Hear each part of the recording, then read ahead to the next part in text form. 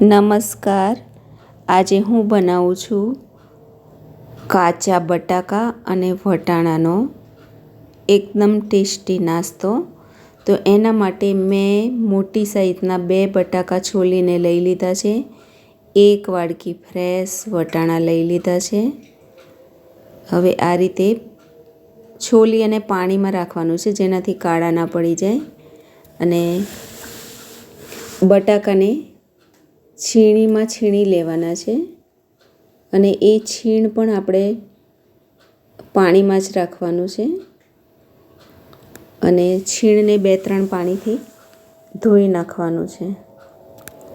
બીજી બાજુ કઢાઈમાં મેં ઓઇલ નાખી દીધું છે, અને જ્યારે ઓઇલ ગરમ થાય, તેલ ગરમ થાય, ત્યારે એમાં 1 ચમચી જીરું,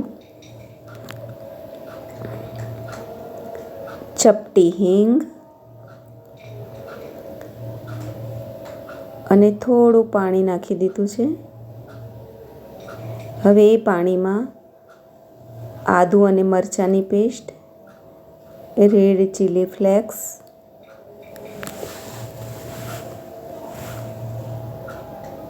બધું સરસ રીતે હલાવી લેવાનું છે. અને હજી થોડું પાણી પણ એડ કરવાનું છે. તો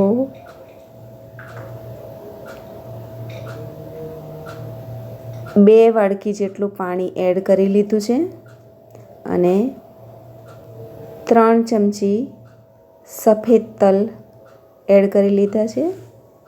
હવે પાણીને સરસ ઉકળવા દેવાનું છે. સ્વાદ અનુસાર મીઠું એડ કર્યું છે, અને જે આપણે 1 વાડકી વટાણા લીધા હતા એને ક્રશ કરી લીધા છે. આ રીતે અધ કચરા વાટી લીધા છે, તો એ પણ આપણે એડ કરી લેવાના છે.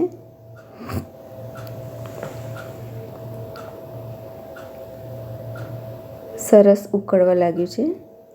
હવે જે આપણે બટાકાનું છીણ સાઈડ પર રાખ્યું હતું એને પણ એકદમ નિતારી અને એડ કરવાનું છે. એમાં પાણી નથી જવા દેવાનું. તો આ રીતે સરસ પાણી નિતારી અને પાણીમાં એડ કરી દીધું છે. હવે અડધી વાડકી રવો લીધો છે, એને પણ આપણે આ પાણીમાં એડ કરી લીધું છે. તો બટાકા, વટાણા અને રવો ત્રણેય સરસ મિક્સ કરી લીધું છે, અને એને સરસ ધીમા તાપે ચડવા દેવાનું છે. બધા મસાલા પણ એડ કરી લીધા છે, અને આ સમય દરમિયાન આપણે થોડું ચાખી લેવાનું છે કે કોઈ મસાલાની કમી હોય તો આપણે એડ કરી શકીએ. મરચું, મીઠું જે પણ એડ કરવા જેવું હોય. હવે ધાણા એડ કરી લીધા છે, કેમ કે ધાણાનો ટેસ્ટ આમાં બહુ સરસ આવતો હોય છે.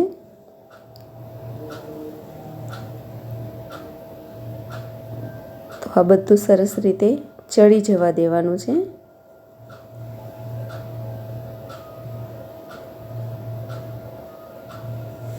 મિત્રો, મારો વિડીયો તમને થોડો પણ સારો લાગે તો તમે તમારા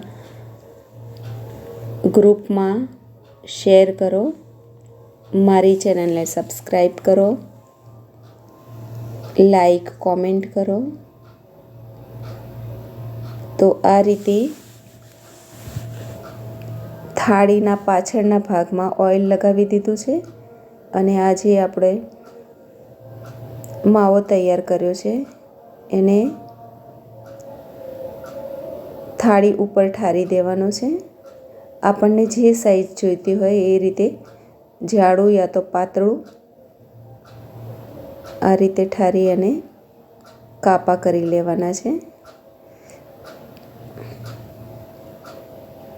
તો આપણને જેવા કાપા ગમતા હોય એ રીતે ચોરસ યા તો લંબચોરસ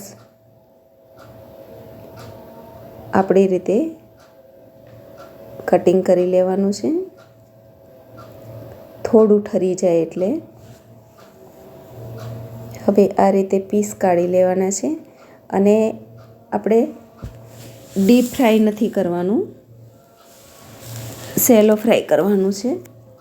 અને અગર તમને તળવું હોય તો તળી પણ શકો છો, પણ હું સેલો ફ્રાય કરું છું.